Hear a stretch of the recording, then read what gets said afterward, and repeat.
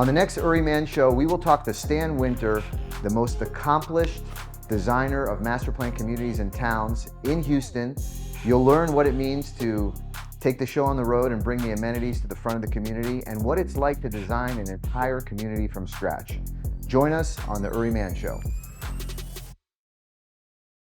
Welcome to the Uri Man Show, Stan Winter. Thanks for being on the show today. Thank you, Uri. So Stan, you are the preeminent designer of master plan communities, probably in the United States, certainly in Texas. I mean, Well, I've been in Houston a while, so You've been in yes. Houston, yeah. And Houston is a premier place to do master plan communities. So I've been fortunate to work on many of them. Right. So somebody like myself or another land developer, if they would like to buy a large-scale agricultural piece of land that basically is in the middle of nowhere or close to the city, and they want to build a new community, the first person they speak with is you.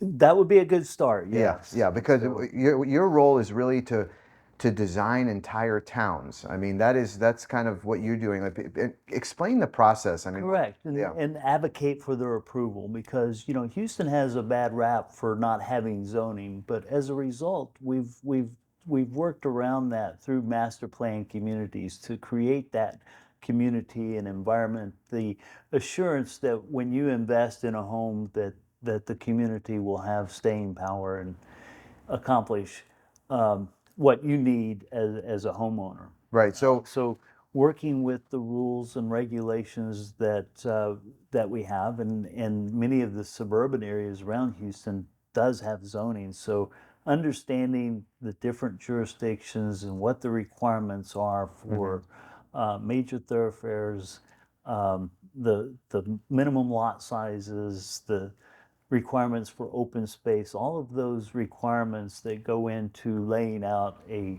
new community. Right. So a lot of people would like to understand, when you buy a piece of land and you would like to build a community, there are rules in place from the local municipality that decide, what the density could be, what the minimum size home or lot should be. So the developer comes to you and says, okay, I'm thinking about buying this piece of land. It's going to cost me X millions of dollars.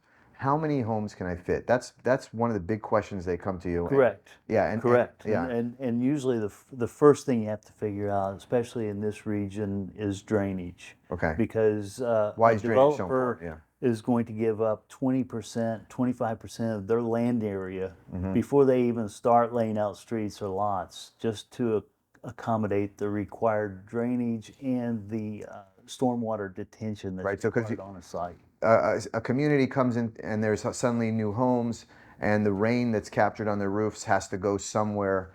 So we capture those in detention ponds, and several years ago, we've figured out how to make those detention ponds into amenities by turning them into lakes. Okay, so when you drive around a new community and you see these lakes, they could be partially because they want to have beautiful lakes in the community to sell homes, but most likely because they're there to accommodate. Primarily, they are there for their function to capture stormwater runoff. Okay, that's interesting. Now, one of the things that people don't realize, how does the developer work with you to decide what types of homes will be there in terms of the width of the lots or the size of the lots? Do they have their own vision and marketing plan? Do you make suggestions as to what you think the market will bear in the project? Well, the developer will have their vision and their requirements, for a financial return on the property, and that will determine the number of lots and the size of the lots. It's important that you create a diversity of product in a community. You want why do you need the diversity? Well, you need velocity. Time is money, and the quicker you can get, you can sell lots. Right. So with diversity, you have different price points. Exactly. So with different price points, you can attract more buyers, because there might be certain families that want to buy a $300,000 home, other families that want to buy a $400,000 home. So you can basically price these homes based on design, and your lots based on the size will create those price points. Correct. Okay. How do you decide where retail should be within these communities or what amount of retail should be there? Well, retail is very difficult because typically you want to locate the commercial areas along the perimeter of your community, um, and there's pros and cons to that. Houston and its regions are known for major thoroughfares on a 1 mile spacing, and typically commercial is located at the intersection of those major thoroughfares. So So being if on you're, major roadways, that's like for visibility of the retail so people can see it and they want to shop there? it's for regional transportation. Regional, You know, okay. you're not just driving within a community. You're driving from you know, to another community, or it's your access to the freeways. Right.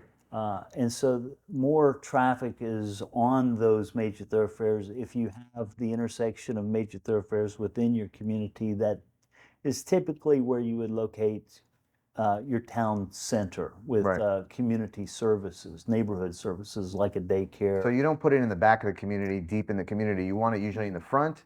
You want it in the front. Okay. And why you want it in the front to take advantage of all the drive-by traffic? For the volume of the traffic and visibility. Starts to compete with your amenities because you always want to put your amenities where you can see them. Right. Developer once told me, put the show on the road. Right. That's a good way. So, Show on the road. you know, it's interesting. Back in the day, we used to locate water plants at the entry of our communities because we wanted future homeowners to know that they had municipal water. So Hey, we've buy a gone home here, you're going to be able to drink water here. yeah, Yeah. so we've gone from water plants to crystal lagoons now. Okay, yeah. So it's The, well, tell our audience, what is the scale of these projects? The new projects you're working on, tell me about some of the projects that maybe even some that we're working on together. well, one that we're doing now in the city of Dayton, and River Ranch. it's called River Ranch. It's 6,500 lots, That's a huge number of homes. I mean, it's really a small 2,500 town. acres. Yeah. It's as big as the city of Dayton. Yes. Right. So this project will literally double the amount of homes in the city. Correct. Wow. I mean, and it's incredible because they're already seeing a lot of success. People are coming in there buying. I know a couple of hundred homes have already been sold there. And a big part of it is the design. People come in there, they see this beautiful boulevard, they see the organization, they see, you know, D.R. Horton is in one area. It's nicely landscaped, great amenities in terms of the front. You see this beautiful monument. So that's because of your design, and without that, the same piece of land, somebody could be selling homes there for 100 years and never sell all the homes, you know? Correct. Right. Again, it's about creating that Velocity. velocity. So sales are important. Number of homes sold. People want to feel confident that they buy a home in the community, that eventually the construction will end, right? That Correct. yeah. Yeah. At the end of the day, you know, people live here. Right. And my goal is to create a positive interaction between the neighbors. You want neighbors to be able to interact with one another, either through clever or intelligent street design, so that you don't want to create conflicts. You want a positive interaction, and amenities in communities help a lot towards of giving people places to go to interact with their neighbors in a positive way, and that is key to the long-term success of communities. So you're designing the entire town basically, and you're deciding where the amenities are going to be, what the home lot sizes are going to be, where you're going to put the detention, and how you're going to maximize the success of this community through design. Yes. We Yeah, also have to come up with the street names, Uri. of course. That's creative. That's always a challenge because they cannot be duplicates of names that have already been used. So you have to come up with new and unique names that have never been in the city before. It's Yeah. one of the challenging aspects of urban design. So when you studied urban design and you wanted to get involved in designing towns, is this what you imagined it would be like? I mean, what was a pivotal point in your career that you said, or that you really wanted to focus on master plan communities? Well, again, being in Houston, Yeah.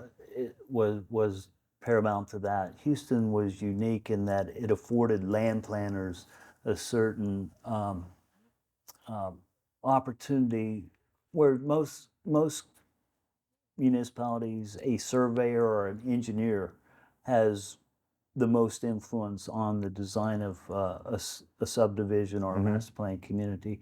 With Houston, they really emphasize the preliminary process and the ability to change and have flexibility. It's a laissez-faire um, uh, environment where the market will control. As a result, planners were given a lot of influence over design and development.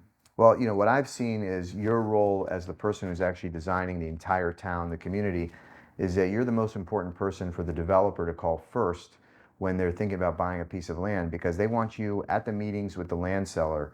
They want you at the meetings with the city so they can figure out what can be done there. And that's really your role also, is to make sure that the developer has a clear understanding of, hey, if I come to you with a piece of land and I say, hey, I want to build 3,000 homes here, you're going to tell me, hey, you're smoking something, it's not possible. Or you're going to say, yeah, that could fit. Something like that. All right, that's part of your role. Yeah. Okay, What you can't do is as important as what you can do. that's right. So, and you come up with creative ways to make things happen. So, great. Well, Stan, I appreciate you coming on the Uri Man Show. We learned a lot about master plan communities. Like your studio. Great to have you today. Thank you.